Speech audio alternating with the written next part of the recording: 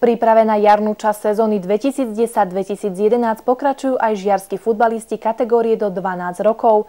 V sobotu sa v priateľskom zápase na umelej tráve stretli s Podbrezovou. Ako prebieha príprava družstva? O mesiac zhruba začína súťaž? Tak prípravu sme začali od 21. januára, máme už za sebou 4 zápasy. Zatiaľ sú to 4 prehry, ale postupne to ide k lepšiemu, aj keď momentálne málo hráčov, buď sú zranení, alebo rôzne príčiny, prečo dneska neprišli.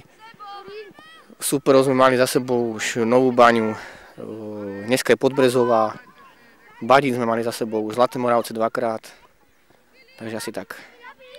Čo sa týka prípravy ešte do súťaže, ako to bude ďalej vyzerať? Prípravné zápasy a niečo iné? Ešte máme pred sebou 4 zápasy ďalšie prípravné, čaká nás Kanianka, Levice, Vráble nás čakajú ešte. Takže ešte to dosť pred sebou máme ešte. Príprava je formou vlastne herného tréningu. Chalani sa učia zase nové veci a súťaž je taká, aká je. Tam tie druhé mužstvá, ako nejako my máme. U nás je to každá kategória má jeden rok narodenia, tam po kadejakých dedinách, sliačkov a čo.